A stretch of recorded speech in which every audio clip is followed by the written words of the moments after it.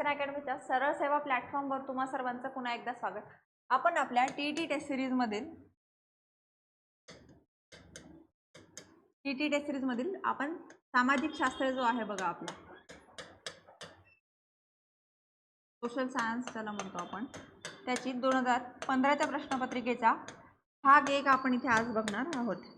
बरोबर. याच आपल्या यूट्यूब चॅनलवर आपल्याला आपले जुने जे मागचे जे प्रश्न आहेत का ते आपल्याला बघायला मिळतात. तर त्या प्रश्नपत्रिका आपण तुम्ही या सरळ सेवेच्या चॅनलवर बघू शकता. त्याचबरोबर तुम्हाला डिस्क्रिप्शन बॉक्समध्ये टेलिग्राम चॅनलची लिंक दिलेली आहे बघा, तुम्ही तिथून डायरेक्ट ॲक्सेस जॉईन करून. त्यातला पहिला प्रश्न बघा आपला, तोरणा किल्ला कोणत्या खोऱ्यात आहे? काणद, जावळी, रायरी की मावळ? तर पर्याय क्रमांक 1 काणद खोऱ्यामध्ये आपल्याला तोरणा किल्ला बघायला मिळतो.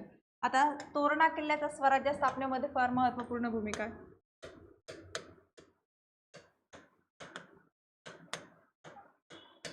किरारेश्वराच्या मंदिरात प्रार्थना केल्यावर पहिला किल्ला जर कोणी कॅप्चर केला महाराजांनी तो तोरणा किल्ला. म्हणून आपण बऱ्याच वेळा बघा इतिहासाच्या पुस्तकांमध्ये स्वराज्याचे तोरण बांधले असं विशेष वापरलं जातं. तर ते तोरणा किल्ला काणद खोऱ्यामध्ये आपल्याला बघायला मिळतो.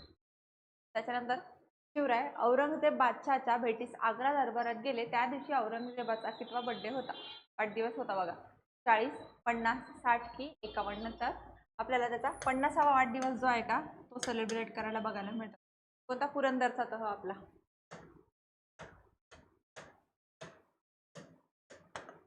नेला कोण कारणीभूत आहेत? मिर्झा राजे जयसिंग.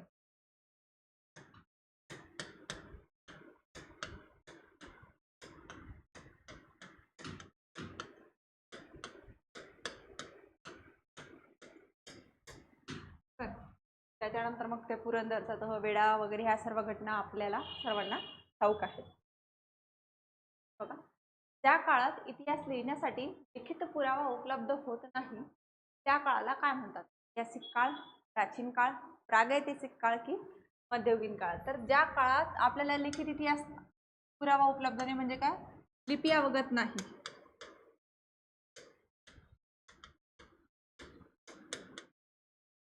आणि आहे तर ती कोणती आहे? चित्रलिपी आहे.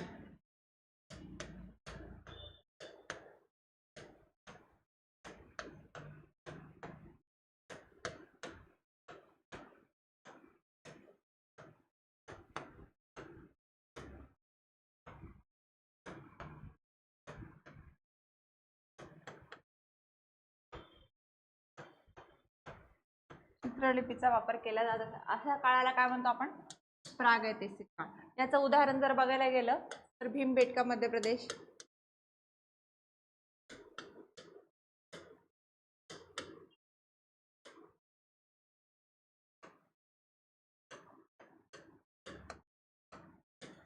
आपल्याला भित्तिचित्रक आपल्याला बघायला मिळतात. ते प्रागैतिहासिक काळामधले आपण बघतो. प्रोहिस्टिक पिरियड जो आहे आपला तो.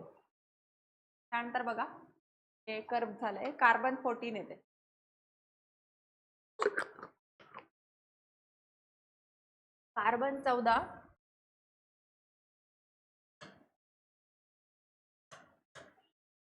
कार्बन 14 कालमापन पद्धती या शास्त्रज्ञाने शोधली. Charles Darwin, Willard Libby, Christian Thomsen की चॅम्पेलियन? तर कार्बन 14 हे आपल्याला विलार्ड लिबी यांनी शोधलेली आहे कालमापन पद्धती, की ज्याच्यात ना तुम्ही मी सर्व जेवढे पण पृथ्वी तलावर अस्तित्वात असलेले सजीव आहेत की त्यांच्या बॉडीतनं कार्बन मृत्यूनंतर कार्बन डायऑक्साईड जो आहे का तो एमिट होत असतो. मग त्याच्या टाइम पिरियडवरनं कालमापन ठरवायचा आणि एखादा सांगडा मिळतो, एखादा उत्खननात पुरावा मिळतो, तर त्या पुरावाचा आयुर्मान काय असावं, त्या आयुर्मानातनं मग अंदाजा लावायचा की ते किती वर्ष जुनं असावं.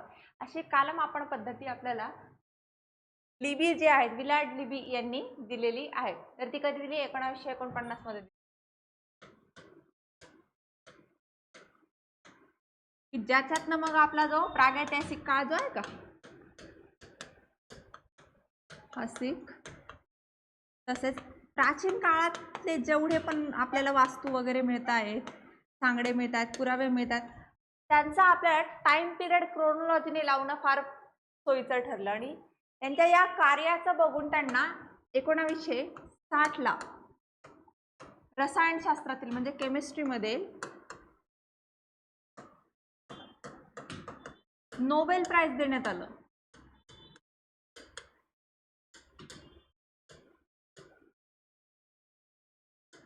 म्हणजे त्यांनी जी ही कालमापन पद्धती शोधली, त्या कालमापन पद्धती जरी त्यांनी 1949 शोधलेली असली तरी पण 1960 मध्ये केमिस्ट्री मधील नोबेल प्राइज त्यांना या विषयावर त्यांच्या संशोधनासाठी, त्यांच्या कार्यासाठी देण्यात आलेलं आपण बघतो.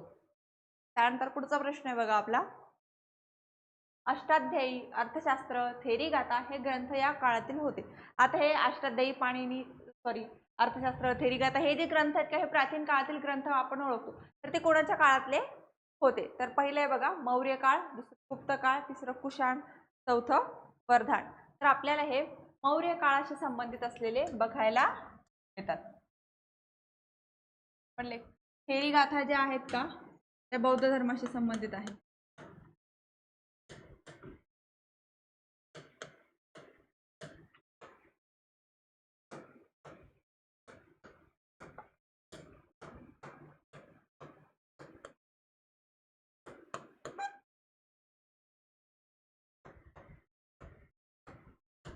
बरोबर. अर्थशास्त्र आपण बघतो कौटिल्य, ते चंद्रगुप्तचे गुरु आहेत. बरोबर. आणि कौटिल्यांनी अर्थशास्त्र हा राजकारणावर आधारित ग्रंथ लिहिलेला आहे की त्याच्यात ते राजाला काय सांगतात, सप्तांग सिद्धांत सांगतात.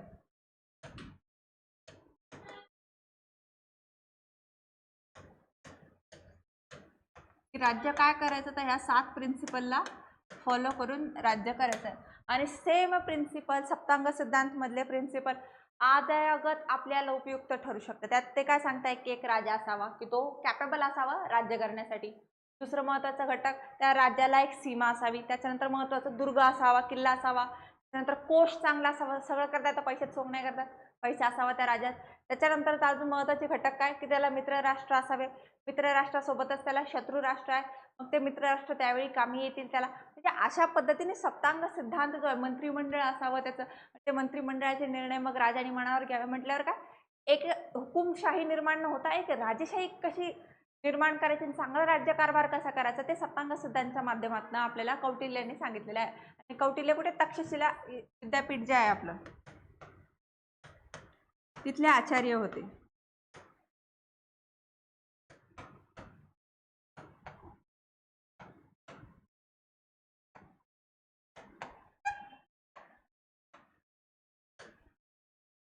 त्याच्यानंतर अष्टाध्यायी बघा पाणिनी यांनी लिहिलेले.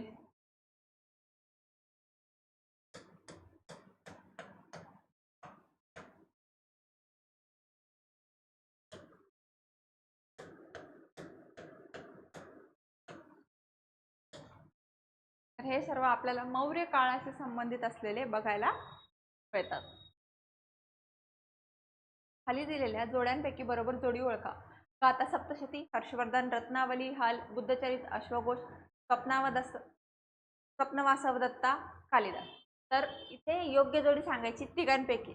तर बुद्धचरित जे ते अश्वघोष लिखित आहे, हे करेक्ट उत्तर आहे. पर्याय क्रमांक 3 हे आपले योग्य उत्तर आहे. आता रत्नावली का ते हर्षवर्धनने लिहिलेलं, आणि गाथा सप्तशती हाल राजा जो आहे सातवाहन त्यानं लिहिलेलं आहे. हे ट्विस्ट केलेत हे. आणि खालचं आहे का स्वप्नवासवदत्ता, हे भास जे आहेत का त्यांनी लिहिलेले. ती वासवदत्ताची स्टोरी आपल्याला सांगितलेली बघायला मिळते. भास हे काय प्राचीन लेखक व नाटककार आहे.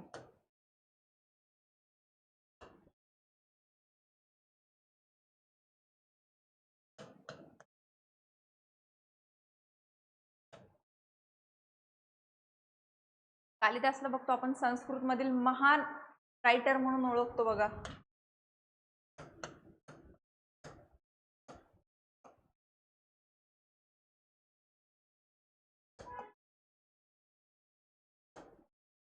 त्यांच्या महत्वपूर्ण कलाकृती जर बघायला गेलं तर अभिज्ञान शाकुंतलम,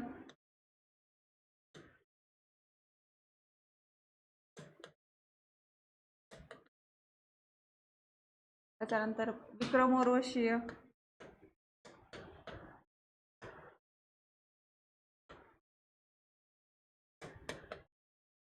त्यानंतर जर बघायला गेलं तर मेघदूत, रघुवंशम, कुमार संभवम,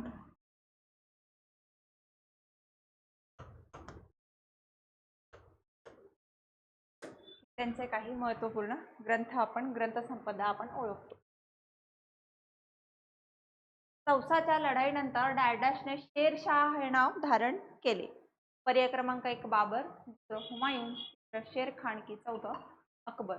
तर चौसाची लढाई जी आहे का ती आपल्याला शेर खान आणि हुमायून या दोन राजांमध्ये झालेली बघायला मिळते.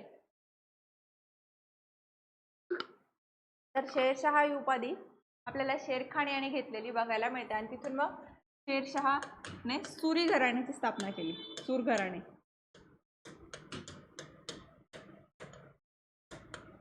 त्याच्यातनं खूप चांगली सूर घराणे हे उत्कृष्ट प्रशासन व्यवस्था त्यांनी निर्माण केलेली आपल्याला बघायला मिळते.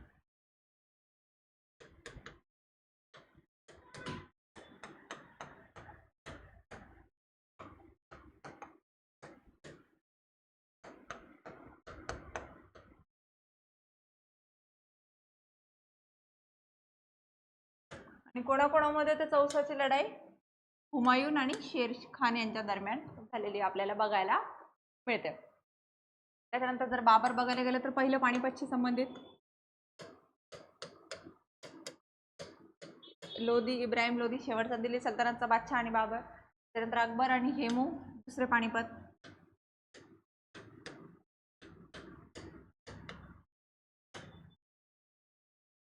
सोन्याचं नाणे, मोहर तर तांब्याचे नाणे कोणते? रुपया, दाम, टंका की दिनार. तर तांब्याचे टंका नाणे आपल्याला दिल्ली सल्तनतच्या काळामध्ये मोठ्या प्रमाणात निर्माण झाले बघायला मिळते.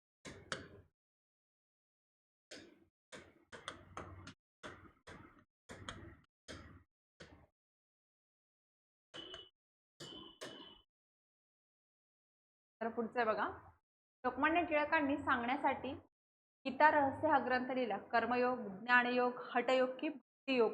तर कर्मयोग सांगण्यासाठी मंडाल्याच्या तुरुंगामध्ये आपल्याला गीता रहस्य हा ग्रंथ लोकमान्य टिळकांनी लिहिलेला बघायला मिळतो.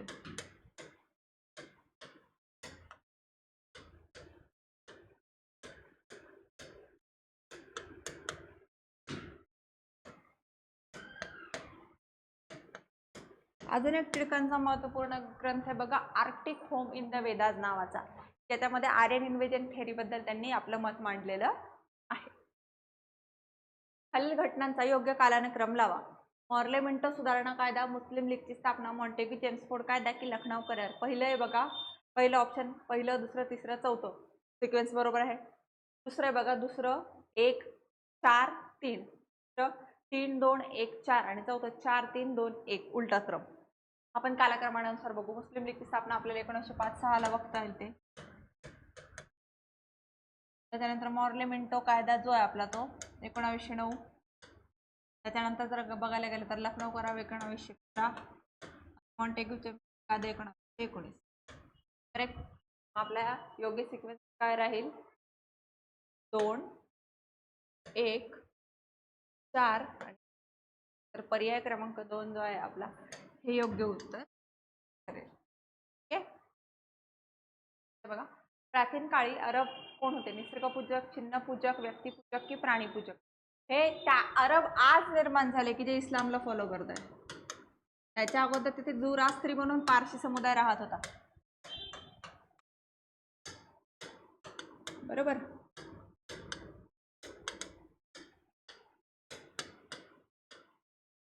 ते चिन्हपूजक होते. कायदे मंडळ, कार्यकारी मंडळ, न्यायमंडळ ही शासन व्यवस्थेची क्षेत्रे स्वतंत्र हवीत. त्यायोगे समाजात स्वातंत्र्य, समता, जीवित व विकासाची हमी निर्माण होईल. हा सिद्धांत काय आहे? सत्ता विभाजनाचा, स्वातंत्र्याचा, समतेचा की हुकुमशाहीचा? आता इथे बघा, कायदे मंडळ, कार्यकारी मंडळ आणि न्यायमंडळ ही शासन व्यवस्थेची क्षेत्रे जर स्वातंत्र्य ठेवायची असेल तर त्यासाठी काय सगळ्यात महत्त्वाचं आहे आपल्यासाठी ते विचारत आहे. प्रश्न व्यवस्थित समजून घ्या की त्या प्रश्नामध्ये काय मागत आहे. तर त्यामध्ये त्याच्यानंतर जीवित, समता, वित्ताची हमी सर्व. तर हे सर्व आपल्याला सत्ता विभाजनाचा जो सिद्धांत आहे त्याच्यावर अभिप्रेत असलेलं बघायला. त्यानंतर बघा, खालीलपैकी चुकीची जोडी ओळखा. श्रीलंका ब्रिटिश वसाहत, इंडो चायना फ्रेंच वसाहत, इंडोनेशिया डच वसाहत, म्यानमार पोर्तुगीज वसाहत. इंडो चायना ही फ्रेंच वसाहत नसून ही ब्रिटिश वसाहत.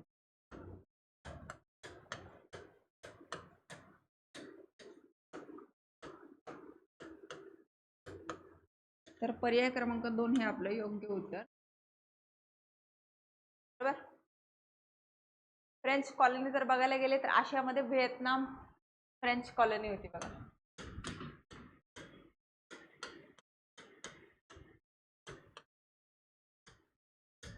लाओस, थायलंड, कंबोडिया वगैरे तो जो क्षेत्र आहे का तो फ्रेंच वसाहत होता. उगवत्या सूर्याचा देश असे वर्णन कोणत्या देशाचे केले जाते? रशिया, चीन, जापान की ऑस्ट्रेलिया? तर उगवत्या सूर्याचा देश म्हणून आपण जापान याचं वर्णन करतो का? कारण की पृथ्वीची फिरण्याची दशा. तर आपली पृथ्वी जर इमॅजिन केली, बरोबर, वृत्त, कर्कवृत्त, कर्कवृत्त 0 डिग्री, जापानची लोकेशन अशी इकडे, 4 बेटांचा समूह होकायडो, होन्शू, क्योशू, शिकोकू, हा 4 बेटांचा समूह जापानमध्ये आणि आपली पृथ्वी कशी फिरते अशी. बरोबर. मग त्यामुळे जापानकडनं सूर्य उगवतो असं आपण म्हणतो. डिप्रेस क्लासेस एज्युकेशन सोसायटीची स्थापना यांनी केली.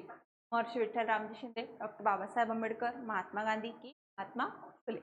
महर्षी विठ्ठल रामजी शिंदे यांनी डिप्रेस क्लासेस मिशन या संस्थेची स्थापना केलेली आपल्याला बघायला मिळते. त्यात बघा हुतात्मा स्मारक येथे आहे. मुंबई, पुणे, नाशिक की नागपूर? तर हुतात्मा स्मारक आपल्याला मुंबईमध्ये बघायला मिळतं की त्याच्यामध्ये मुंबईसह महाराष्ट्राची जी मागणी होती बघा,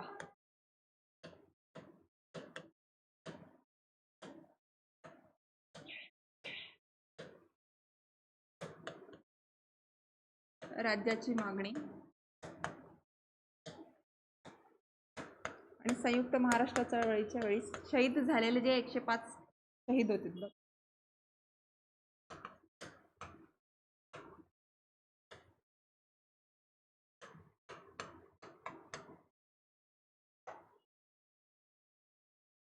संबंधित जे 105 शहीद होते का मुंबईमध्ये, त्यांचं स्मारक जे आहे ते हुतात्मा स्मारक आपल्याला मुंबईमध्ये बघायला मिळते. दरवर्षी आपण 1 मे 1960ला जेव्हा महाराष्ट्र राज्याची स्थापना झाली मुंबईसह, तर 1 मेला आपण हुतात्मा दिन म्हणून साजरा करतो. यमुना पर्यटन हा मराठीतील पहिला कादंबरीचे लेखक कोण?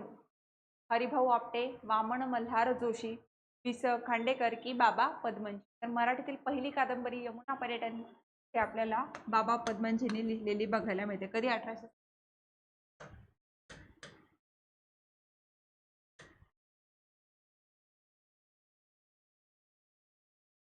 विल्यम फ्रिस्किन या डॅश डॅश संशोधकाने चलचित्र करणाऱ्या कॅमेऱ्याचा शोध लावला. म्हणजे व्हिडिओ रेकॉर्डिंग करणाऱ्या कॅमेऱ्याचा शोध त्याने लावलेला आहे. पण ह्याच्यात हे लक्षात घ्यायचं की हे कसे मूक चित्रपटात स्टार्टिंगच्या फेजचे. ब्रिटिश, जर्मन, फ्रेंच की डच? तर ब्रिटिश संशोधक होता की ज्यांनी चलचित्रण करणाऱ्या म्हणजे व्हिडिओ रेकॉर्ड करणाऱ्या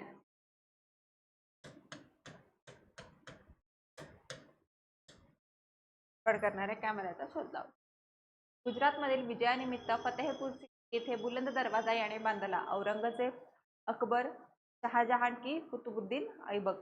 तर अकबराने फतेहपूर सिक्री हे शहर पण वसवलं आणि बुलंद दरवाजाची निर्मिती रेड सँडस्टोन जो आहे की पांढरा संगमरवर ह्या 2 दगडांच्या मिश्रणातून केलेली आपल्याला बघायला मिळते. त्यानंतर जर बघायला गेलं तर शहाजहानचं जर मुख्य वास्तू जर आपण बघायची म्हटलं तर ताजमहल आणि लाल किल्ला आपण ओळखतो. कुतुबुद्दीन ऐबकचा कुतुब मिनार आपण ओळखतो. अकबराने लाल किल्ला पण आपल्याला आग्रा येथे बांधलेला बघायला मिळतो. त्यानंतर पुढचं बघा, पंपाई हे संस्कृतीतील ठिकाण युनेस्कोचे जागतिक वारसा स्थळ म्हणून ओळखले जाते. रोमन, ग्रीक, एरियन की? पंपाई हे प्राचीन रोमन एम्पायर जे आहे त्याशी संबंधित असलेले बघायला मिळते. प्राचीन संस्कृती जी आहे रोमन,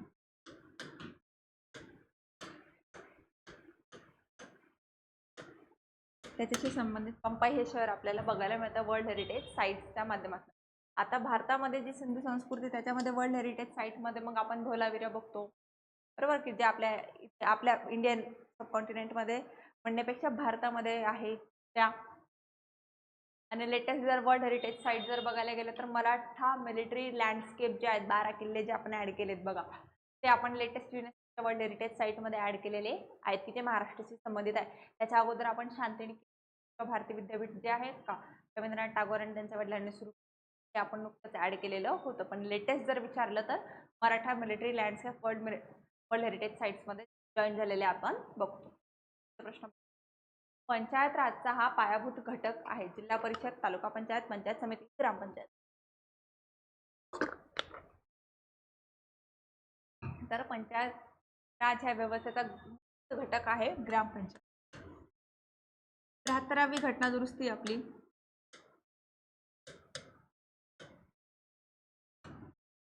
त्याच्यानुसार आपण काय पंचायत राज 3 स्तरीय पंचायत राज आणली.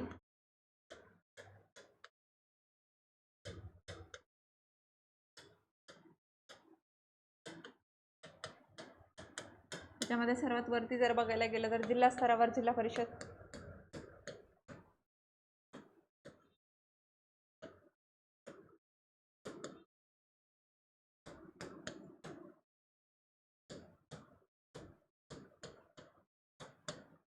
त्याच्यानंतर जर बघायला गेलं तर तालुका स्तरावर आपल्याला पंचायत समिती बघायला मिळते.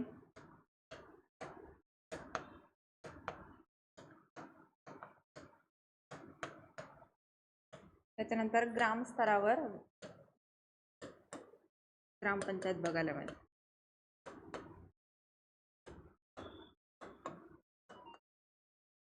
अशी त्रिस्तरीय पंचायत राज व्यवस्था आपण 73व्या घटना दुरुस्तीनुसार लागू केली आहे. सर्वात पहिली व्यवस्था आपण कुठे राजस्थानमध्ये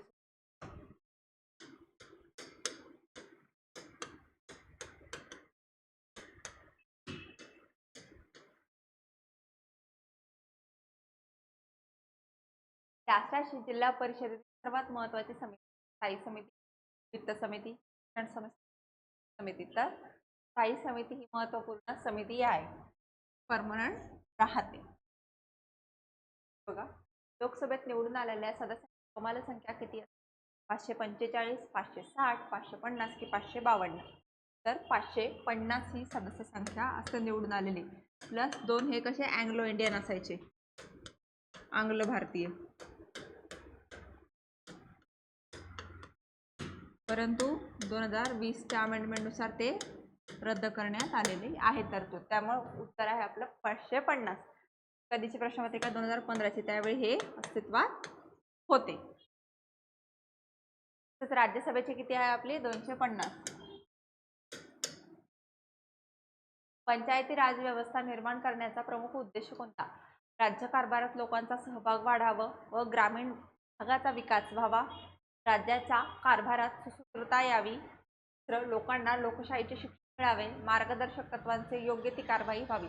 तसं जर वरकरणी बघितलं तर 4ही ऑप्शन आपल्याला उद्देश असलेले बघायला मिळतात. परंतु या 4हींपैकी सर्वात समर्पक जर कोणतं असेल तर पर्याय क्रमांक 1 जे आहे का आपलं सर्वात समर्पक, राज्यकारभारात लोकांचा सहभाग वाढावा व ग्रामीण भागात विकास व्हावा, की विकेंद्रीकरण व्हावं. पुढचं बघा, आंतरराष्ट्रीय न्यायालयाचे कार्यालय इथे आहे. द हेग, पॅरिस, लंडन की न्यूयॉर्क? तर हेग इथे आंतरराष्ट्रीय न्यायालय जे इंटरनॅशनल कोर्ट जो आहे का आपला तो असलेला आपल्याला बघायला मिळतं, की जे संयुक्त राष्ट्राच्या अंतर्गत येते.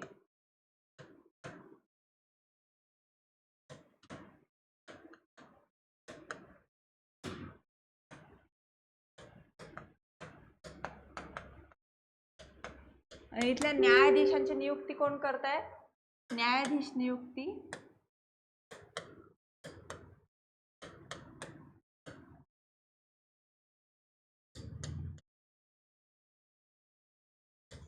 ही 9 वर्षांसाठी होते.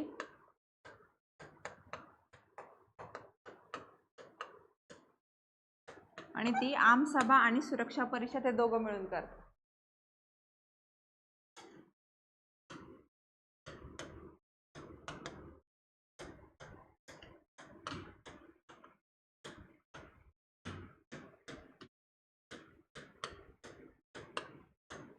दोघं मिळून ती नियुक्ती करताना आपल्याला बघायला मिळतात.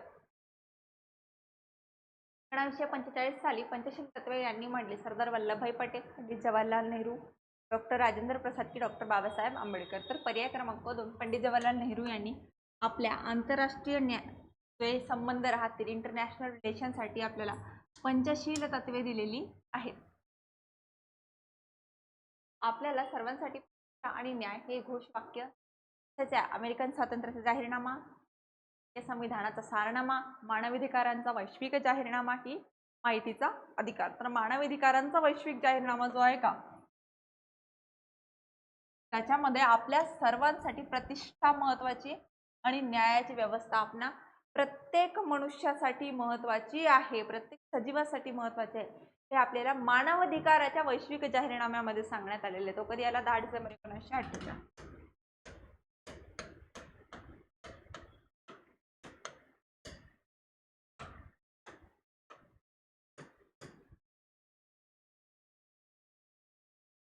सन 1215 मध्ये इंग्लंडच्या राजाला राज्याच्या हक्कावरील काही मर्यादांचा स्वीकार करावा लागला होता. हा करार काय नावाने प्रसिद्ध आहे की ज्याच्यातनं लोकशाहीची पायाभरणी झाली? बघा, संसदीय लोक पायाभरणी झाली यातनं.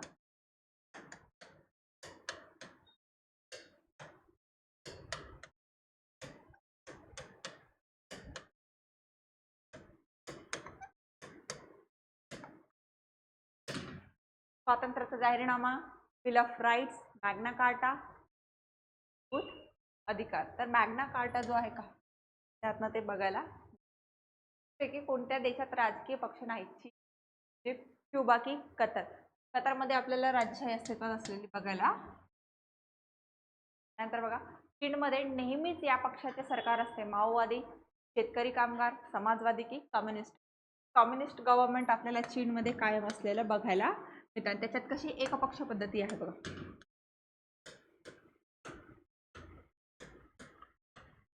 आपल्याकडे काय आहे? बहुपक्ष पद्धती.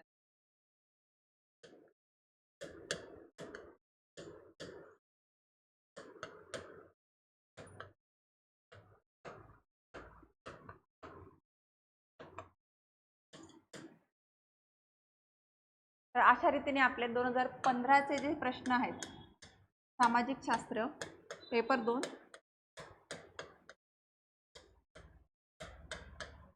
पेपर 2च्या सामाजिक शास्त्रामधील भाग 1 आपण इथे संपविला आहे.